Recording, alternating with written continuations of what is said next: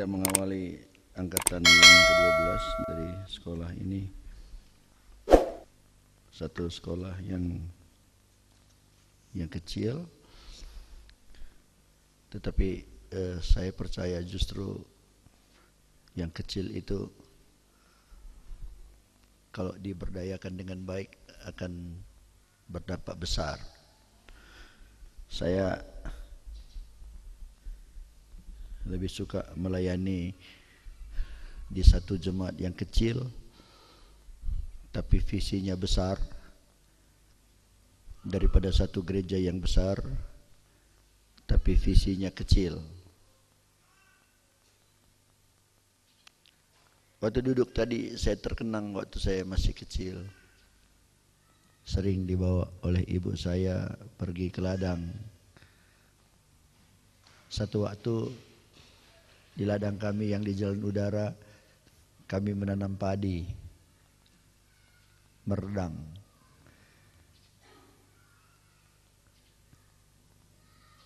Ibu saya udah manggil orang-orang untuk bantu merdang, dan saya sebagai anak-anak juga ikut senang, ikut-ikutan lah gitu. Sama kayak nginjak-nginjak padi, ngerik dulu ya. Ada orang-orang yang ngerik gitu, tapi aku anak-anak juga, ya aku ambil juga padi sedikit, aku pegang juga bambu itu, aku injak-injak juga gitu. Tapi waktu itu aku sama sekali tidak sadar bahwa waktu aku mengambil beberapa biji padi dan taruh di lubang, betapa sebenarnya dalam beberapa biji padi yang ada di tanganku itu ada potensi yang sangat besar. Dan kalau itu ditanam, berbuah, mungkin akan menghasilkan beberapa ratus bulir. Dan yang 100 itu akan menghasilkan berapa ribu bulir. Yang berapa ribu bulir akan menghasilkan begitu banyak, terus yang kemudian mungkin akan berdampak bagi banyak hal. Jadi saya pikir yang penting bagaimana supaya hidup kita ini menjadi kehidupan yang berdampak bagi banyak orang. Bukankah itu yang terjadi dalam kehidupan Yesus? Dulu waktu dia lahir dalam dunia,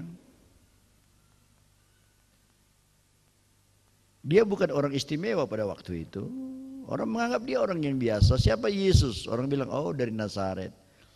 Siapa mama bapaknya? Ya mama bapaknya Yusuf, tukang kayu. Dia dibenci, dia dikejar-kejar, dihina, kemudian dijatuhi hukuman mati, kemudian dipakukan di atas kayu salib, sama dengan orang-orang yang ada di sekelilingnya.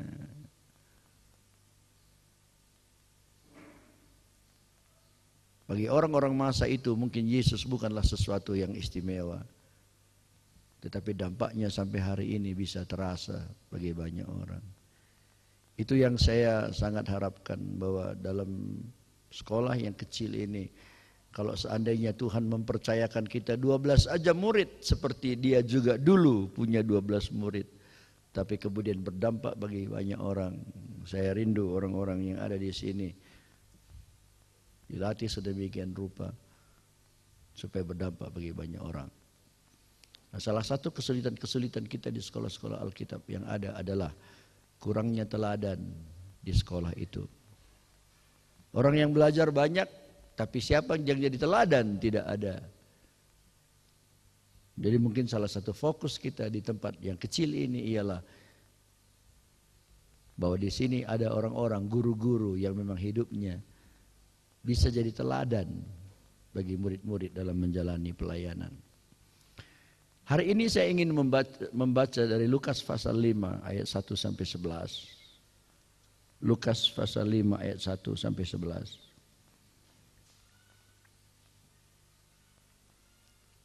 Saya baca. Pada satu kali Yesus berdiri di pantai danau Genesaret, sedang orang banyak mengerumuni. Dia hendak mendengarkan firman Allah. Ia melihat 2 perahu di tepi pantai, nelayan-nelayannya telah turun dan sedang membasuh jalannya. Ia naik ke dalam salah satu perahu itu, yaitu perahu Simon, dan menyuruh dia supaya menolakkan perahunya sedikit jauh dari pantai.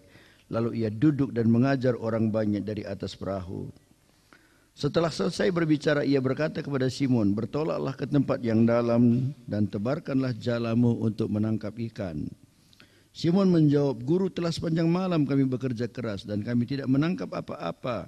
Tetapi karena engkau menyuruhnya, aku akan menebarkan jala juga." Dan setelah mereka melakukannya, mereka menangkap sejumlah besar ikan sehingga jala mereka mulai koyak. Lalu mereka memberi isyarat kepada teman-temannya di perahu yang lain supaya mereka datang membantunya. Dan mereka itu datang, lalu mereka bersama-sama mengisi kedua perahu itu dengan ikan sehingga hampir tenggelam. Ketika Simon Petrus melihat hal itu, ia pun tersungkur di depan Yesus dan berkata, "Tuhan, pergilah daripada aku karena aku ini seorang berdosa." Sebab ia dan semua orang yang bersama-sama dengan dia takjub oleh karena banyaknya ikan yang mereka tangkap. Demikian juga Yakobus dan Yohanes, anak-anak Zebedeus yang menjadi teman Simon. Kata Yesus kepada Simon, "Jangan takut, mulai dari sekarang engkau akan menjala manusia." Dan sesudah mereka menghela perahu-perahunya ke darat, mereka pun meninggalkan segala sesuatu lalu mengikut Yesus. Melalui ayat ini saya ingin berbicara tentang 3 macam panggilan Tuhan bagi kita. Dan saudara bisa membandingkan di mana hidupmu dari antara 3 panggilan ini. Saya sebut panggilan yang pertama adalah panggilan keselamatan. Ini berlaku bagi siapa saja yang mau, bahwa Tuhan memanggil kita untuk diselamatkan. Saya percaya sama seperti Petrus, waktu dia membuka perahunya menerima Yesus, itu adalah awal dari hubungannya dengan Yesus. Dan kita tahu sejak hari itu, hubungannya dengan Yesus tidak pernah berhenti. Bahkan sekarang pun di waktu Petrus tidak ada lagi dalam dunia ini, saya percaya Yesus masih punya hubungan yang erat dengan Yesus di sorga. Awal daripada hubungan dia dengan Yesus adalah kesiapan dia membuka perahunya menerima Yesus. Di pagi ini saya ingin mengambil perahu ini adalah gambaran dari kehidupan kita. Hubungan seseorang dengan Yesus dimulai pada waktu dia membuka hatinya dan mengundang Yesus masuk di dalam kehidupannya. Inilah saya sebut dengan panggilan keselamatan. Tidak ada apapun di dunia ini yang bisa dibandingkan dengan panggilan keselamatan kalau kita merespon itu. Tidak ada sesuatu peristiwa yang lebih penting dalam hidup saudara lebih daripada waktu saudara membuka hatimu menerima Yesus dalam hidupmu. Saya bahkan berani berkata, keputusanmu membuka hati, perahu hatimu menerima Yesus itu lebih penting daripada hari kelahiranmu sekalipun. Karena tanpa membuka hati kita menerima Yesus sebagai Tuhan dan Juru Selamat kita, kelahiran kita di dunia ini tidak bermakna apa-apa. Kelahiran kita hanya membawa kita ke api neraka tanpa kita membuka hati hidup kita bagi Tuhan. Sejak kita membuka perahu hati kita menerima Yesus sebagai Tuhan dan Juru Selamat kita, pada waktu itulah kita mempunyai dui kewarganegaraan. Satu kewarganegaraan kita sebagai bangsa Indonesia yang sebagai tanda buktinya kita diizinkan memakai KTP Indonesia. Tapi kita mempunyai kebangsaan yang lain. Kita ini adalah bangsa kerajaan Allah. Kita adalah warga kerajaan Allah. Saudara tahu kalau kemana-mana saudara pergi, kalau keluar negeri, ya, kalau kita antri di imigrasi, banyak loket-loket imigrasi, banyak sana loket-loket imigrasi. Lalu selalu kalau umpamanya ada 20 sana loket imigrasi, maka ada 3-4 untuk orang asing dan yang lain katanya khusus untuk bangsa sendiri gitu. Wah, jadi lebih gampang ya, lebih gampang antrinya, lebih gampang, maksudnya nggak ada pemeriksaan apa-apa.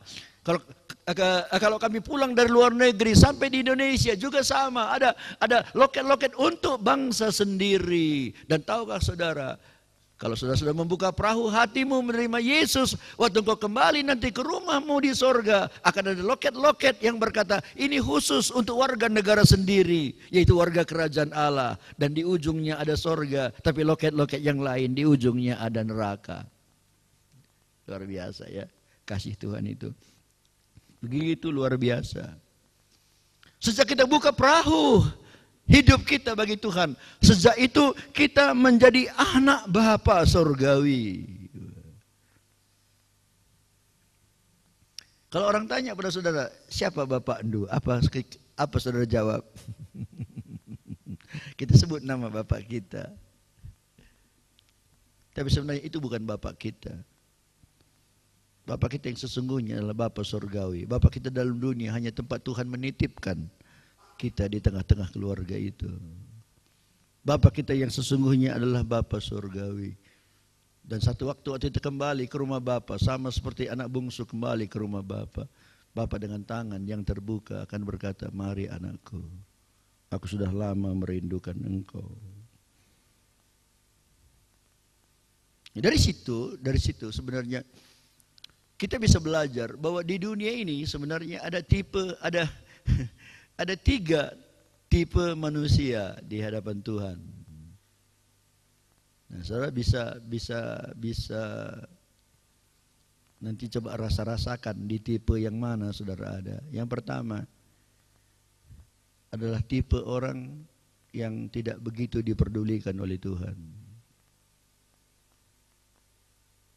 Wah, kalau saya bicara gini kadang-kadang bisa juga ini menimbulkan sedikit kontroversial ya. Karena ada orang bilang, ya Tuhan mengasihi semua orang. Ya benar juga sih, benar.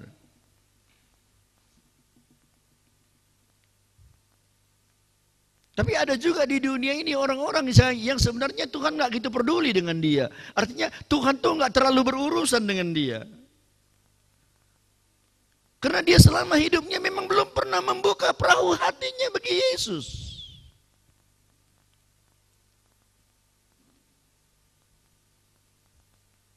Orang yang begini kalau berdoa juga, saya pikir Tuhan nggak akan dengar.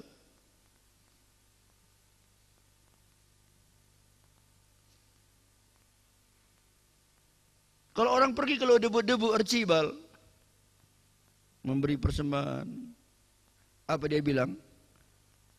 Hah?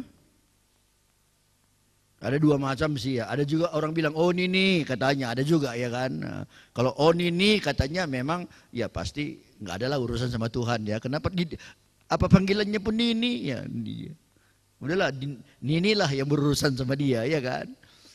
Tapi ada juga orang oh di Bata katanya kan ada juga gitu kan. Nah, menurut saudara kira-kira oh di Bata katanya kira-kira Tuhan peduli nggak dengan doanya?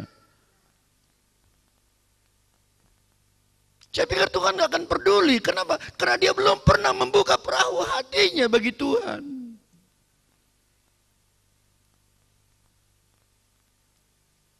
Jadi ini tipe manusia yang Tuhan gak gitu peduli dengan dia. Sampai dia satu hari nanti mau membuka perahu hatinya menerima Tuhan. Tapi ada tipe yang kedua, ya, tipe yang kedua. Tipe yang kedua itu adalah orang yang sudah membuka perahu hatinya bagi Tuhan. Ya, dia sudah jadi anak Tuhan, dia sudah jadi milik Tuhan. Yesus sudah ada dalam perahu kehidupannya. Ya, ini disebut orang-orang yang sudah percaya dia anak Tuhan. Kalau orang seperti ini, kalau dia berdoa, Tuhan peduli enggak sama doanya?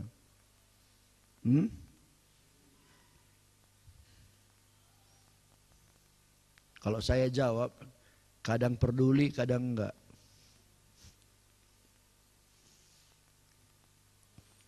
Kalau dia lagi sungguh-sungguh dia berdoa sampai ngircir niluhne sampai keluar angka 1111. Jadi 1111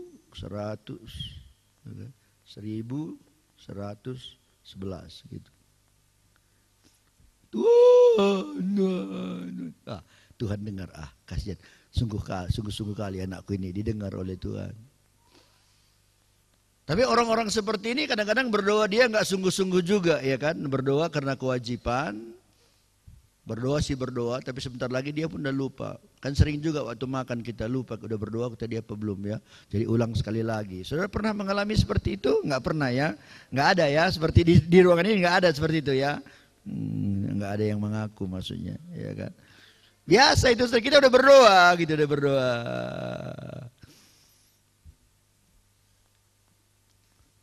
Kadang-kadang kita bilang, di pesta umpamanya.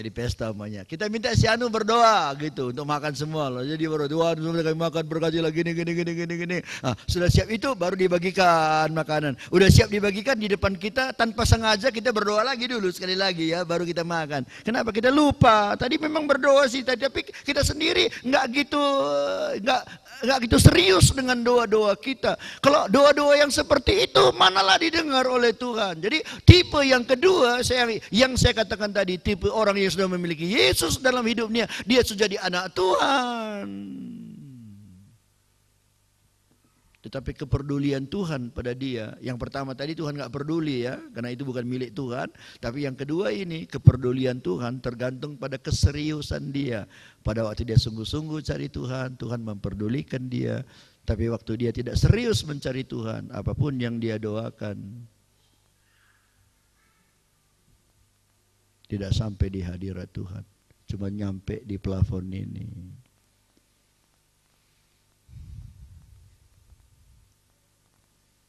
Tapi ada tipe manusia yang ketiga. Saya rindu jadi manusia tipe yang ketiga ini. Dan saya percaya semua murid-murid yang hari ini datang, seberapapun yang sudah datang dan mungkin ada lagi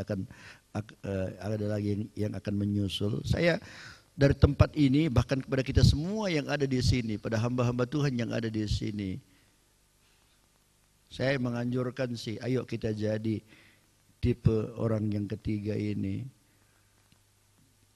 Tipe orang yang ketiga ini bukan hanya dia mencari Tuhan, bukan hanya dia sungguh-sungguh mencari Tuhan, bukan hanya dia berkepentingan dengan Tuhan. Tetapi lebih daripada itu, Tuhan pun berkepentingan dengan dia. Saya ulang, Tuhan pun berkepentingan dengan dia. Menurut saudara di jemaat-jemaat yang ada enggak anggota-anggota gereja datang dia sama enggak ada, datang dia sama enggak datang dia sama sajanya bagi Tuhan? Ada enggak? Ada. Hidupnya enggak pernah berdampak. Reh ia pe bagai kang, lape reh bagai kang. Enggak ada dampaknya. Tapi ada juga orang-orang kalau nggak datang langsung terasa gitu. Berarti hidup orang itu berdampak bagi gereja. Tapi sekarang kita ingin bukan hanya berdampak bagi gereja, kita ingin berdampak bagi Tuhan. Jadi kepada orang-orang ini kalau ada apa-apa Tuhan rasa rugi.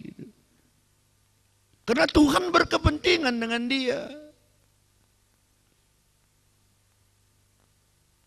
Ada juga orang ya hidup dia atau mati dia bagi Tuhan sama saja. Kalau mati udah masuk surga, udah selesai. Tapi ada orang-orang terpaksa Tuhan lindungi, jaga. Kenapa? Karena orang ini orang yang khusus. Tuhan memerlukan dia, Tuhan berkepentingan dengan dia.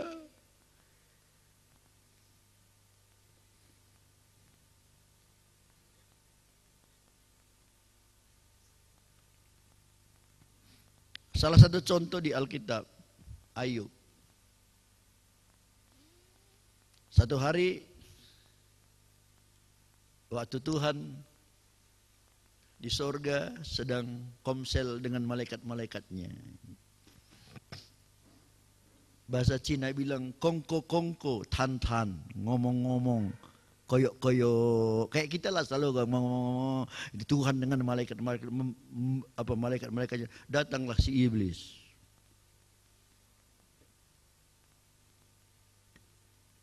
Tuhan bilang, iblis dari mana kau iblis? Ya, biasa Tuhan, jalan-jalan, beredar-edar, biasa. Oh.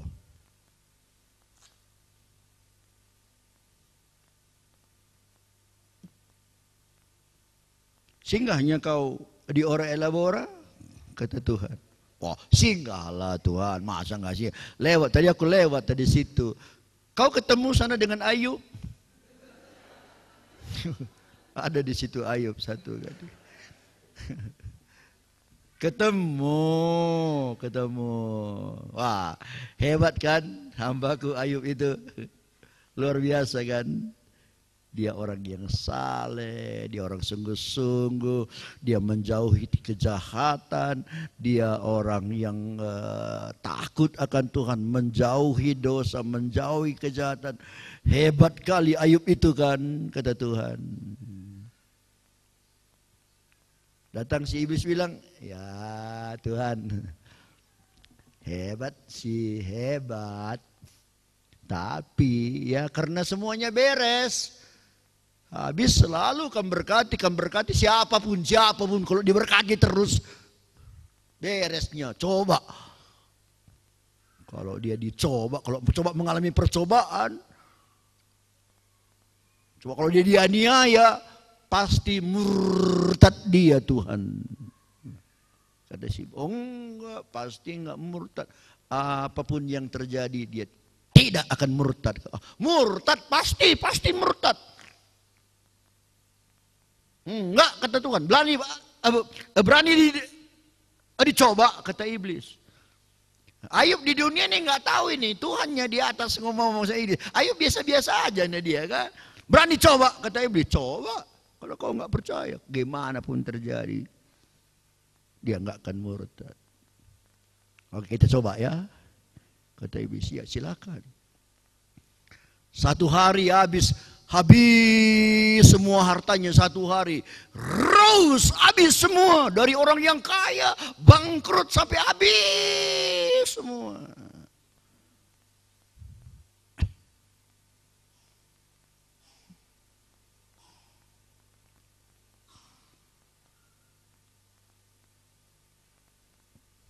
Siapa yang benar? Apakah Tuhan yang benar atau iblis yang benar? Itu ditentukan oleh Ayub. Ayub ini yang akan membuktikan apakah Tuhan yang benar ataukah iblis yang benar. Sekarang aku mau tanya, Tuhan memerlukan Ayub untuk membuktikan bahwa Tuhan benar? Ya? Ya. Ayub tetap setia, nggak marah-marah, nggak bersungut-sungut. Tuhan bilang kan betul, aku yang betul, kata Tuhan. Ya itu karena harta. Coba kalau anaknya habis. Anaknya habis pun enggak, kata Tuhan. Kalau anaknya satu hari habis semua pasti dimaki-makinya kau Tuhan. Enggak, kata Tuhan. Coba. Habis 10-nya anaknya. Habis semua. Kalau saudara yang jadi Ayub, siapa yang menang saudara bikin? Tuhan atau setan? Hah? Woi. Kalau saudara yang jadi Ayub, siapa yang menang? Coba tanya sebelahnya, iseng menang.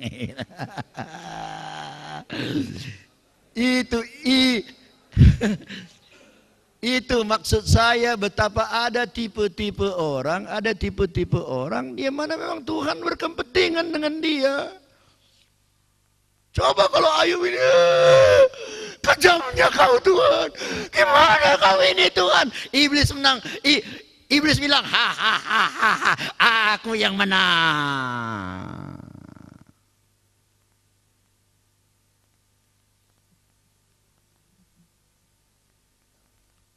Tapi Ayub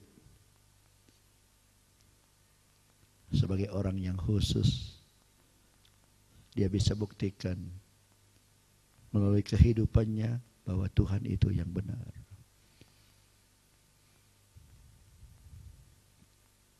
Tuhan bilang sama iblis, kau lihat kan? Habis pun anaknya. Coba kalau dia sendiri pun nggak apa-apa. coba kalau sakit. Pasti dimaki-makinya kau. Enggak kan, tidak akan, tidak akan, tidak akan. Berani coba, coba. Dan Ayub dari ujung kepala sampai ujung kakinya nanahan. Sampai harus garuk-garuk. Dia nggak bilang, Tuhan, balah kau Tuhan. Gimana kau ini Tuhan? Enggak. Habis semua anaknya, habis badan dia. Dia selalu berkata, terpujilah Tuhan.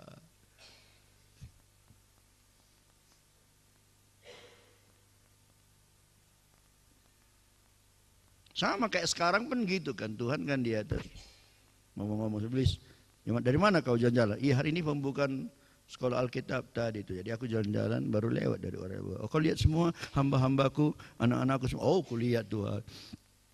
Mereka orang-orang setia ya. Oh ya setia karena nggak ada percobaan. Kalau ada percobaan pasti bersungut-sungut mereka semua. Tidak akan kata Tuhan. Mereka adalah semua orang-orang hebat, paten, sungguh-sungguh. Apapun terjadi tidak akan sungut-sungut.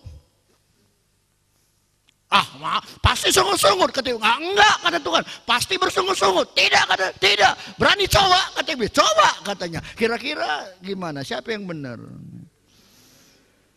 Menurut saudara, siapa yang menang?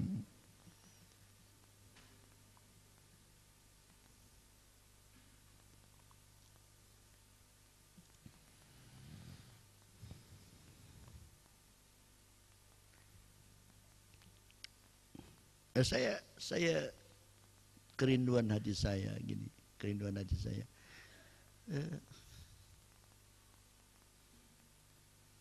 Supaya saya bisa jadi seorang anak Tuhan, seorang hamba Tuhan yang Tuhan pun perlu dengan saya, bukan cuma aku yang perlu sama Tuhan. Kalau kita perlu sama Tuhan biasalah, tapi bisa aja Tuhan pun merasa perlu sama kita. Dan saya merasa itu sampai kadang-kadang aku rasa Tuhan itu kok baik kali Tuhan itu ya. Sampai yang kecil pun diperhatikannya karena dia perlu gitu. Artinya kalau ada apa-apa dengan kita rugi dia.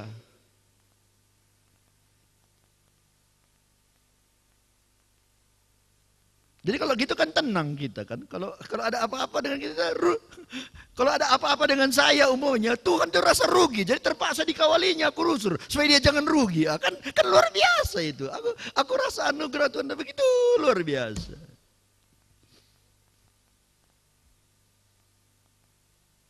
Waktu handphoneku ini baru dibeli dulu, baru seminggu dulu. Aku masukkan semua data di dalam. Lalu aku dengan menurung.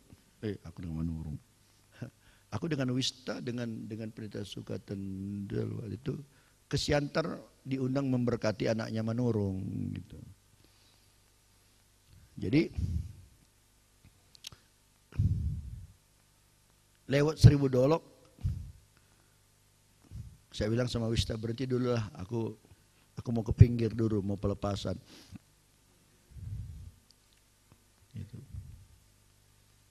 Lalu berhenti gitu, lalu aku ke pinggir, ya, ada semak-semak situ ya. Tanpa aku sadar, waktu aku jalan tuh handphoneku ini jatuh di semak-semak. Nah, udah selesai, aku naik mobil gitu, Mas. Aku nggak tahu nih, Handphonenya sih bisa lah dibeli ya kan, handphone. Tapi data-data yang di dalam ini kan semua berapa? Ya mungkin hampir 1000 orang dalam-dalamannya. Lalu di dalam semua program kemana aku dalam 1 tahun ini, semua jadwal-jadwalku ada di dalam semua. Ini kalau hilang, aku bisa mengalami kesulitan gitu. Tapi aku nggak tahu itu jatuh. Aku udah di mobil nih mau berangkat. Tapi Tuhan itu kok karena dia perlu dengan saya, dia nggak mau aku susah. Karena dia perlu sama saya. Jadi waktu aku duduk di mobil, bunyilah handphoneku.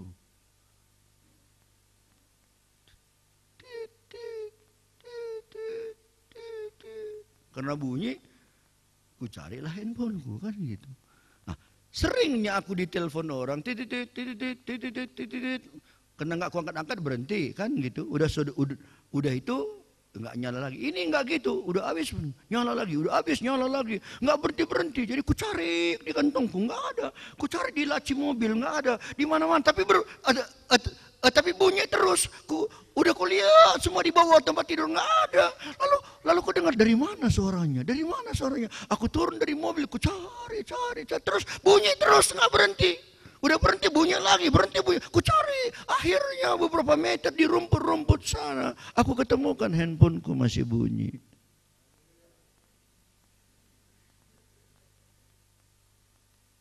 Kalau orang yang nggak ngerti prinsip-prinsip firman Allah, dia akan bilang kebetulan. Teka-teka anak ini katanya kebetulan. Tapi aku tidak merasa itu kebetulan. Aku bilang, ya Tuhan. Bukan handphonenya yang kusyukuri, enggak. Tuhan, betapa aku berharganya di matamu Tuhan. Engkau merasa aku berharga. Sampai engkau enggak mau aku susah. Sampai handphoneku pun bunyi terus. 2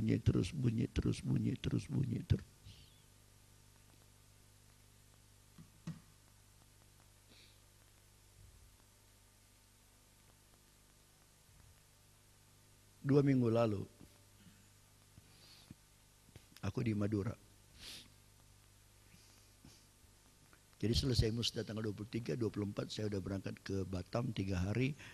Ketemu dengan Pak Douglas di sana. Dia mimpin seminar siang, KKR-nya saya malam. Lalu dari Batam kami pergi ke Madura. Madura juga gitu, siangnya seminar, malam KKR. Hari Selasa, hari Senin malam saya sampai di Madura. Hari Rabu KKR terakhir.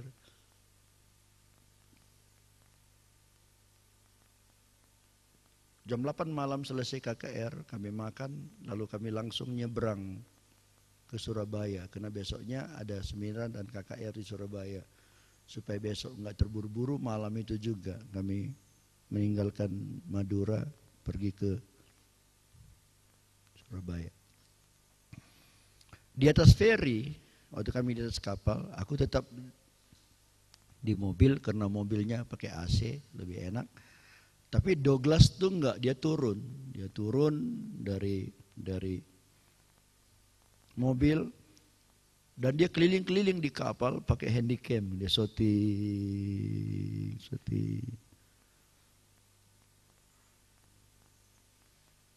Orang Madura itu sangat terkenal jahat, sangat terkenal jahat.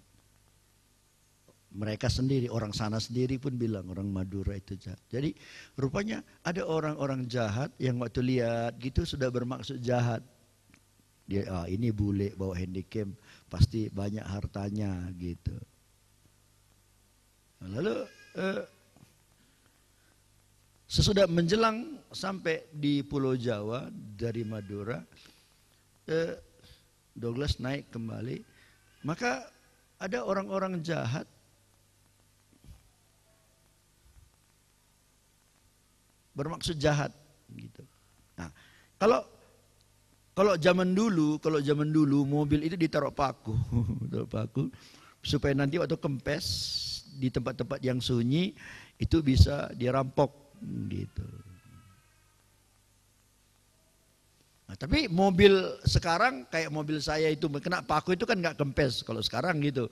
Kalau kena namanya tubeless itu kalau kena paku minimal seminggu lagi masih tahan. Jadi nggak akan menghalangi perjalanan. Jadi rupanya di sana udah tahu mereka gitu, udah tahu modusnya gitu. Jadi tapi kan pencuri selalu lebih jago dari polisi kan.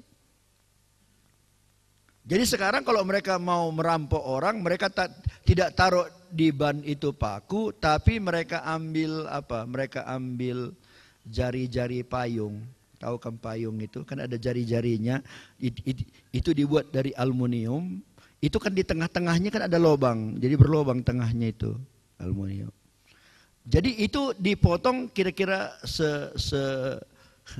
sepanjang paku, ditajamin, itu ditaruh di ban. Jadi kalau dia nusuk ban, dari lubang di tengah itu keluar angin, gitu, keluar angin. Jadi Itu sekarang modus kejahatan di Jawa Timur udah biasa itu kan. Sekarang cara-cara orang merampok mobil sekarang di Jawa Timur gitu. Jadi kami itu ditaruh, ditaruh itu. Wow. Dan waktu kami keluar dari kapal kami diikutin dari belakang. Kalau di tempat sunyi kami berhenti gara-gara bannya nggak bisa lagi. Saudara bisa bayangkan apa yang terjadi. Aku bawa komputerku, dia juga bawa komputernya. Dia bawa kamera, aku juga bawa kamera. Aku bawa rupiah, dia bawa dolar. Pokoknya kami 6 cover penuh, gede-gede semua, gede-gede. Wah, saya sesudah lewat itu saya nggak pikir. Ya, yang paling kupikirkan satu, aku punya KTP, dia punya paspor. Kalau paspornya hilang, itu nggak bisa pulang, ya kan? Nggak bisa pulang. Itu paling sulit sebenarnya. Nah, pada waktu kejadian itu kami nggak tahu. Besoknya sesudah keluar dari tukang ban, waktu dia tarik itu baru tukang bannya yang cerita, Pak. Sekarang ini memang cara orang ngerampok, kata tukang ban itu. Dan malam itu kami nggak tahu. Baru turun dari mobil, jalan belum jauh, mendadak. Apa yang saudara tahu apa terjadi? Ada razia besar-besaran. Nggak pernah jam 10 malam di kota besar seperti Surabaya, razia besar-besaran. Ada mungkin 80 orang polisi, semua kendaraan di stop, sepeda motor, mobil, semuanya. Dan orang-orang di mobil disuruh turun. Digargari semua, tahu kamu digargari, digeledah, semua supir-supir penumpang dibikin begini semua. Diperiksa semua, mobil-mobil, cover-cover semua diturunin, dibuka. Razia besar-besaran, saya nggak pernah lihat razia besar-besaran seperti di Medan, di Jakarta, nggak pernah. Hari itu razia besar-besaran. Dia datang ke mobil kami, komandannya. Dia lihat orang bule, mana paspor? Kasih. Mana surat-surat mobil? Dikasih. Lalu kami bilang, Pak, kami ini pendeta. Oh, dari mana Pak pendeta? Dari Madura, Pak. Oh, ya. Lalu datang anak buahnya.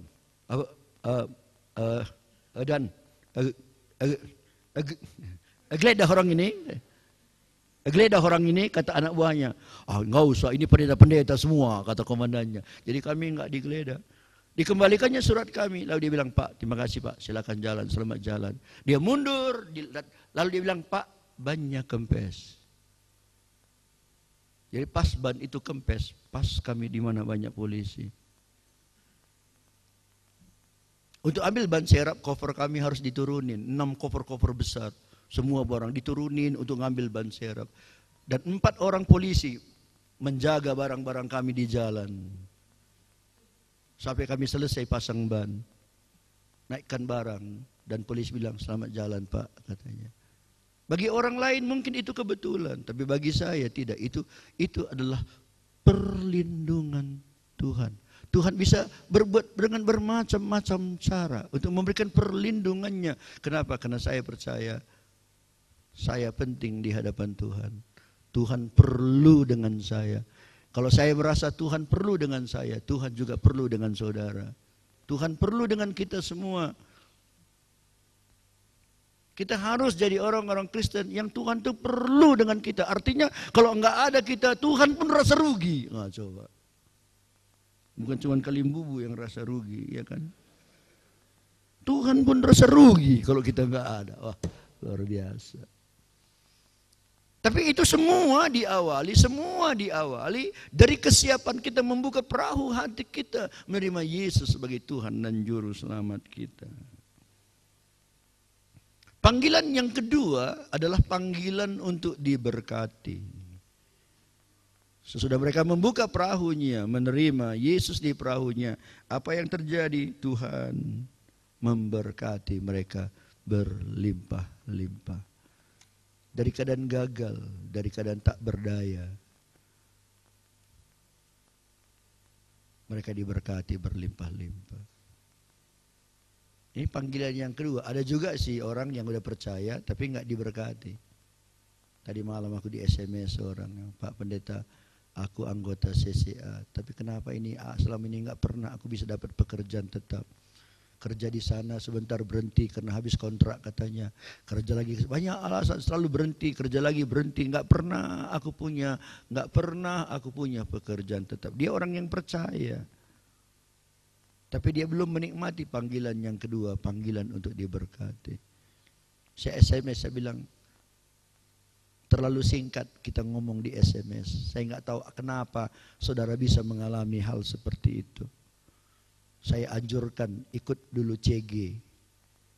Karena dugaan saya sih mungkin entah ada dulu, entah ada ikatan-ikatan, entah trauma dengan orang tua atau dukun-dukun atau apa. Kita kan belum tahu kalau kalau nggak konseling lama. Saya bilang, ayo ikut CG tanggal berapa itu? Tanggal 20 ya, 20 atau 21 ikut CG. Nanti di situ supaya dibongkar gitu. Dia udah percaya tapi nggak menikmati gitu panggilan yang kedua, panggilan untuk diberkati. Tapi saya percaya ya, kalau kita memang sungguh-sungguh ikut Tuhan, sungguh-sungguh cari Tuhan, mengutamakan Tuhan lebih daripada semuanya. Berkat-berkat itu nggak usah dicari. Daripada capek kita ngejar-ngejar uang, kan lebih bagus diatur gimana caranya uang yang ngejar-ngejar kita kan gitu. Saudara lebih suka ngejar-ngejar uang atau dikejar uang? Hah? Dikejar uang. Selama ini gimana kira-kira?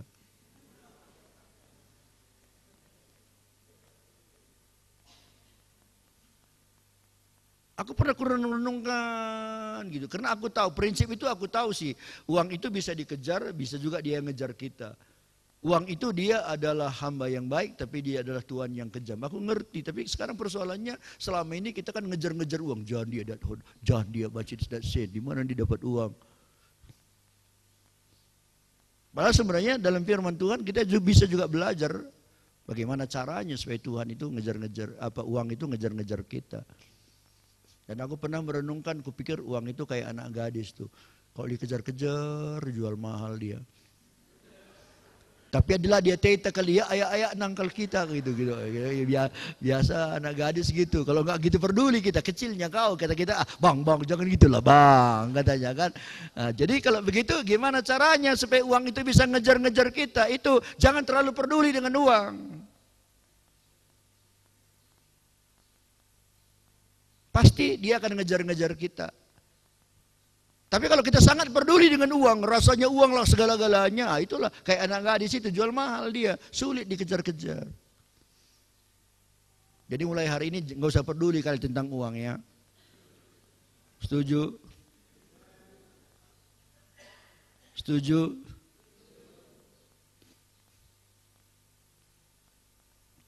Aku 17 Agustus yang lalu ke Banda Aceh.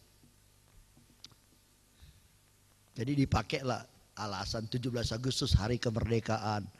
Jadi itu dibikin alasan untuk minta izin bikin KKR. Jadi ada 7 gereja bergabung dari termasuk HKBP, Metodis, GPDI, Gereja Pantai Kosta Pusat Surabaya, GKKD, apalagi gereja GPIB. 7 gereja gabung bikin KKR, aku diundang ke sana. Nah, selesai, besoknya kami pulang, waktu lagi sarapan di restoran, mereka datang, mereka bilang, Pak kami nggak bisa kasih apa-apa, inilah sedikit ya katanya, dikasihnya amplop. Tiket saya aja, saya berdua sama istri saya, tiket kami aja pulang balik udah 1,2 tiket. Jadi amplop itu kira-kira berapa isinya ya? Nggak tahu sih ya, saya juga nggak buka, teman. Nah, dugaan saya sih ya kalau mereka panitianya nggak banyak uang, paling nggak 2 juta pasti ada di dalam gitu. Waktu aku terima, aku mulai bilang, Tuhan uang ini aku terima enggak sih? Aku terima apa tidak gitu. Lalu Roh Kudus mulai bicara di hatiku, kan mereka lebih perlu dari kau katanya. Betul, mereka di sana pasti lebih perlu gitu. Akhirnya saya bilang, terima kasih ya Pak ya, aku terima ini. Tapi Tuhan bilang di hatiku, ini aku tinggalkan, kalian pakailah di sini untuk pekerjaan Tuhan di sini.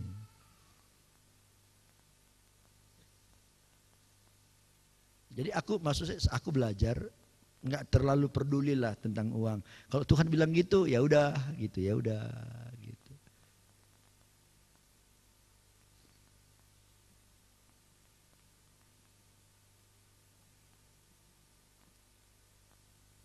Tapi seperti apa yang saya katakan tadi, waktu gitu peduli dengan uang, waktu kita nggak peduli dengan uang, ternyata uang itu bisa ngejar-ngejar kita. Uang itu bisa ngejar-ngejar kita. Saya tahu, ya aku buka-buka rahasia sedikit, nggak apa-apalah ya. Uang 2 juta itu aku tinggalin, aku nggak peduli, udahlah. Meskipun tiket harus kubayar ya kan, berarti aku rugi juga di situ kan, aku rugi. Tapi nggak apa-apa, aku belajar sih nggak gitu peduli dengan uang. Uang bukan segala-galanya, Yesuslah segala-galanya. Lalu kami pergi ke Batam melayani, kami pergi ke Madura melayani, dan setiap dikasih amplop kami kembalikan, setiap dikasih amplop kami kembalikan. Lalu sebelum pulang kemari, aku singgah di Bandung. Ya, tuh lihat ibu mertua lah. Kena bulan Juli yang lalu, saya sama istri saya ke Jakarta, istri saya sempat ke Bandung, aku enggak, aku singgah. Lalu singgah disuruh melayani kebaktian. Oke, saya melayani kebaktian.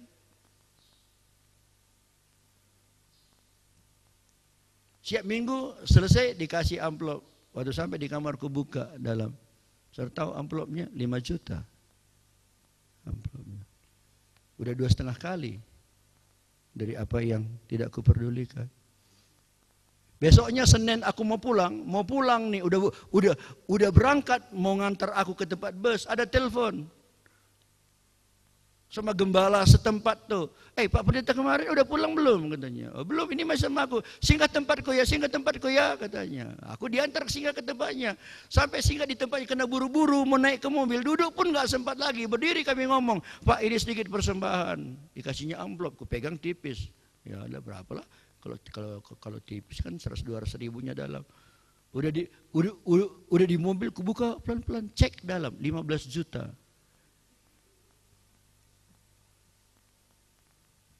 Nggak peduli aku dengan 2 juta. Tuhan bikin uang ngejar-ngejar aku 20 juta.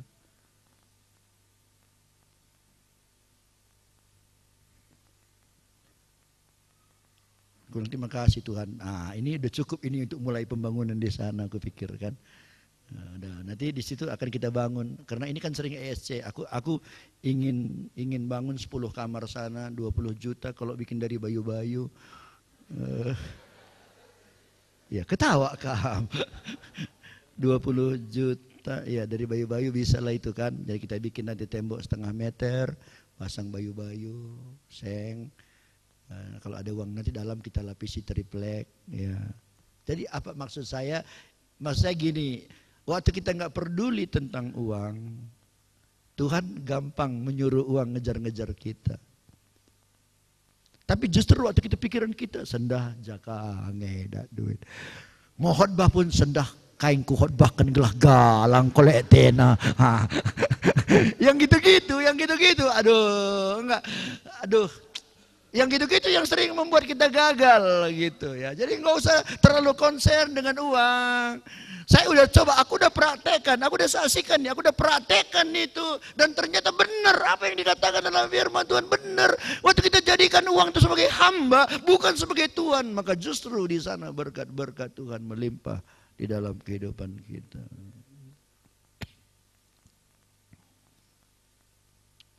Panggilan kedua adalah kita dipanggil untuk diberkati. Tuhan ingin kita diberkati. Amin. Tapi jangan lupa bahwa diberkati itu bukan tujuan akhir. Kita diberkati oleh Tuhan itu bukan tujuan akhir. Justru orang yang menjadikan berkat itu sebagai tujuan akhir hidupnya tidak akan diberkati. Diberkati itu hanya terminal.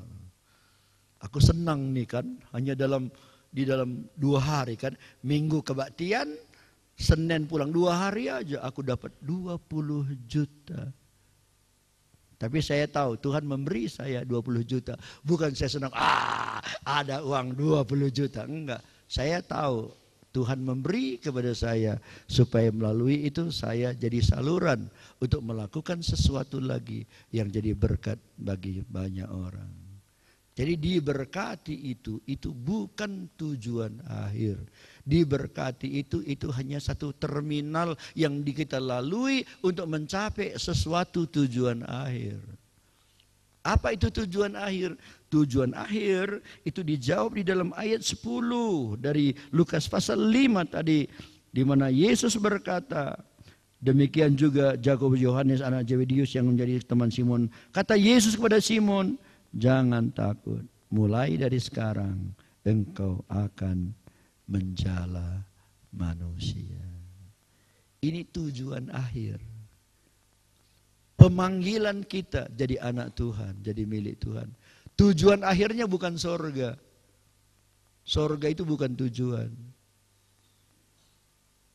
Tujuan akhirnya kita dipanggil supaya kita diberkati. Itu pun belum tujuan akhir, itu hanya terminal. Tujuan akhir kita dipanggil diberkati supaya kita ini akan jadi berkat bagi orang-orang lain. Supaya kita ini akan jadi pemenang-pemenang jiwa. Supaya kita ini akan jadi saksi-saksi Tuhan.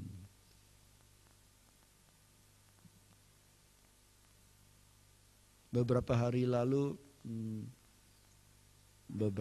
yang lalu kami kumpul di sini, kira-kira berapa orang ya?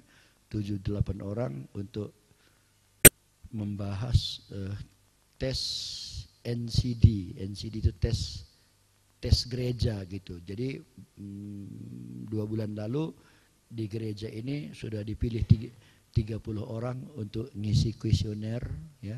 Lalu kuesioner itu sudah dikirim ke Jerman. Dari Jerman sudah pulang, sudah datang hasilnya. Jadi dari tes NCD itu tahu apa sebenarnya kelebihan gereja ini, apa sebenarnya kelemahan gereja ini. Nah, saya senang bahwa rata-rata gereja ini semuanya nilainya bagus gitu. Jadi ada tengah, ada atas, ada bawah. Tidak ada satupun di bawah garis bawah, enggak ada. Semuanya bagus. Ada yang tinggi, ada yang sedang. Tapi dari antara semua tes-tes itu ada satu yang lemah. Yaitu apa? Penginjilan. Nah, lalu saya berkata pada orang Jakarta yang menjelaskan tes NCD, saya bilang memang dulu sih kami semangat sekali nginjil, memang saya akui. Tapi sekarang ini rasanya kok roh penginjilan memang kurang gitu. Ya saya akui hasil tes itu saya akui sih. Ada beberapa yang tinggi, yang bagus, ada beberapa yang kurang. Tapi salah satu yang kurang itu penginjilan. Dan saya berkata memang kami akan mulai lagi. Hari Senin ini kami mulai lagi penginjilan ya. Senin, Selasa, Rabu dari jemaat ini akan mulai penginjilan keluar. Kenapa? Karena memang kadang-kadang karena kita sibuk dengan urusan yang lain gitu, maka sesuatu yang sangat penting itu terlalaikan, terlupakan. Padahal Yesus waktu dia pergi meninggalkan dunia ini, pesannya yang terakhir apa? Pergilah ke seluruh dunia, beritakanlah Injil. Jadi hidup Petrus pun dengan teman-temannya gitu, udah dipanggil tuh dapat keselamatan, udah diberkati, tapi bukan itu yang penting. Yang penting yang lebih penting dari semua keselamatan maupun lebih penting daripada semua berkat-berkat itu. Selama kita hidup apa? Yesus berkata pada Petrus, mereka dipanggil untuk jadi penjala jiwa, memenangkan jiwa-jiwa. Nah, itulah maka khusus untuk murid-murid yang akan mulai lagi belajar selama beberapa bulan di tempat ini. Saya percaya kalian sudah memilih satu jalan yang benar gitu, yaitu ingin masuk dalam satu panggilan tertinggi. Bukan hanya untuk diselamatkan, karena kalian memang sudah diselamatkan. Bukan hanya diberkati, karena kalian kemari bukan belajar bisnis bagaimana supaya maju bisnis, tapi kalian di sini belajar untuk bagaimana pergi keluar, menjangkau jiwa-jiwa, memenangkan jiwa-jiwa bagi hormat kemuliaan nama Tuhan. Memang inilah panggilan yang tertinggi. Ini yang sedang kita kerjakan adalah sesuatu yang mengejar pahala. Kalau orang dunia, mereka selalu berpikir tentang apa yang mau didapat. Apa yang mau didapat? Itu yang selalu mereka pikirkan. Tapi kita di tempat ini berpikir, apa yang bisa kuberikan kepada orang-orang. Dan tahukah saudara, semua yang saudara dapatkan selama engkau hidup, satu hari nanti engkau akan tinggalkan. Dan tidak ada maknanya sama sekali bagi hidup yang kekal. Tetapi semua apa yang kita berikan, karena kita mengasihi Tuhan, meskipun itu mungkin tidak jadi milik kita lagi, tapi waktu kita tinggalkan di dunia ini, ternyata di sorga, itu tetap masih milik kita. Ditambah dengan bunga-bunganya, pahala-pahala berkat yang menanti kita di hadapan Tuhan. Inilah hati orang-orang yang khusus yang saya katakan tadi. Inilah orang-orang yang bukan hanya memerlukan Tuhan, tapi Tuhan juga perlu dengan dia. Kalau saudara baca di ayat 11, waktu Tuhan memanggil mereka jadi penjala-penjala jiwa, apa yang terjadi dengan ikan-ikan mereka? Tadi kan mereka ingin berkat, tadi mereka perlu ikan. Yang mereka di dalam pikirannya hanya ikan. Dan waktu mereka sudah dapat, lalu Tuhan berkata, ikut aku jadi penjala jiwa. Bagaimana? Apa pendapat mereka tentang ikan-ikan mereka? Apa dikatakan di ayat 11? Maka mereka meninggalkan. Apa yang mereka tinggalkan? Di ayat tadi apa mereka meninggalkan? Segala sesuatu. Apa arti segala sesuatu? Bukan cuma ikatnya. Jalannya pun ditinggalkannya. Bukan cuma jalannya, perahunya pun ditinggalkannya. Kenapa? Waktu mereka bertemu dengan panggilan tertinggi, maka segala berkat-berkat yang dulu, yang bagi dulu mereka itulah yang terutama. Ternyata sekarang itu tidak bisa dibandingkan dengan panggilan tertinggi. Itulah pergi memenangkan jiwa-jiwa bagi hormat kemuliaan nama Tuhan.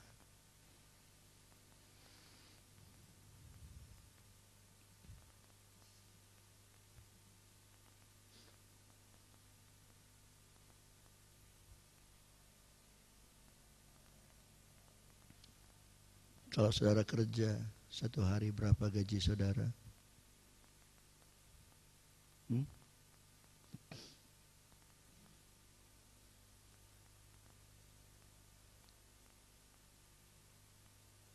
Kalau saya bilang pada saudara, saudara kerja sama saya, yuk ku kasih satu hari 100.000. Senang nggak? 100.000. Cukup? Gua kira-kira 100.000 satu hari. Mau kamu? Mau? Oh, oke. Kalau setahun berapa gaji Indu? 365 hari kali 100.000.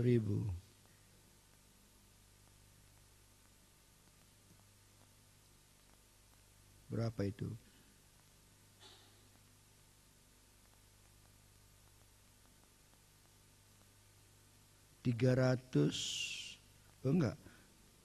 Kalau 100.000 satu hari, satu bulan 3 juta, kan? Setahun 36 juta, ya kan? Setahun 36 juta gaji itu. Kalau kerja kamu sama aku 10 tahun, udah 360 juta, ya. Itu udah 10 tahun. Kalau kerja kamu sama aku mulai lahir sampai mati, dan mati nanti kamu umur 100 tahun, gitulah kita nggak usah tanggung-tanggung ermin-min mekin. Oke, iya. Nggak pakai modal. Seandainya lahir langsung kamu kerja sama aku, terus sampai mati umur 100 tahun mati, maka berarti gaji yang kamu terima sudah 3,6 M.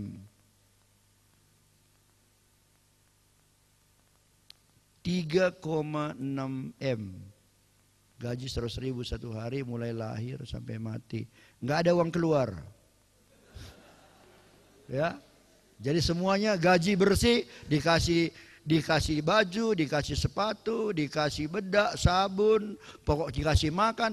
Kalau sakit diobatin, pokoknya nggak ada uang keluar. Apapun uang keluar lu kubayarin. Bersih 100.000 satu hari. Mati kamu nanti, kamu udah dapat uang 3,6 M.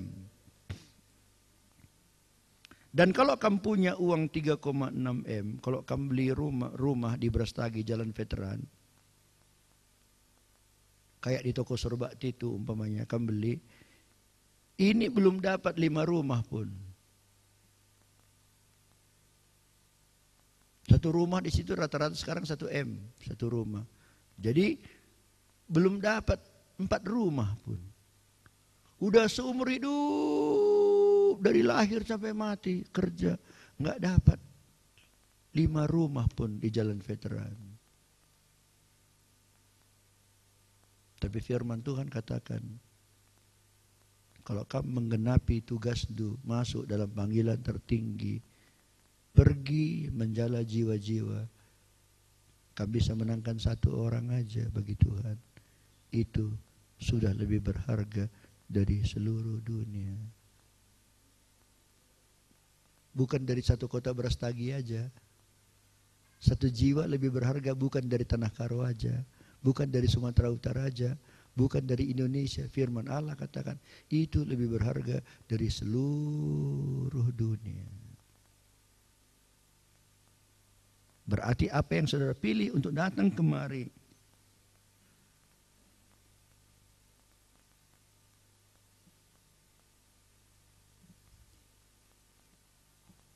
itu sudah di jalan yang benar. Jadi pemenang-pemenang jiwa. Dan saya percaya semua orang-orang yang khusus, saya percaya semua orang-orang yang khusus yang penting di hadapan Tuhan, nanti di dalam kekekalan kita pasti mendapat tempat-tempat yang khusus juga, yang dekat dengan Tuhan.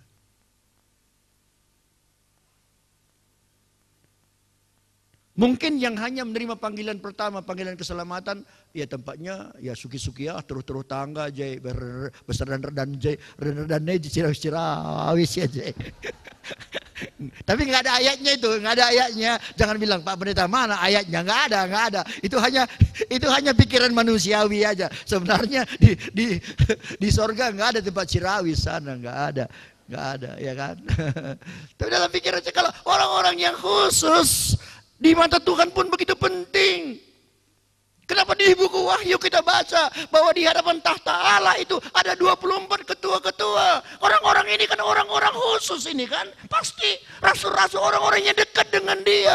Jadi di hadirat Allah pun ada tempat khusus untuk orang-orang yang khusus. Saya nggak tahu saudara mau cirawis-cirawis di redannya atau mau dapat tempat yang khusus di sana. Saya nggak tahu, terserah saudara. Tapi aku di hatiku ada kerinduan, Tuhan kalau boleh, biarlah aku dekat dengan Tuhan supaya tiap hari aku bisa memandang wajah Tuhan dengan jelas.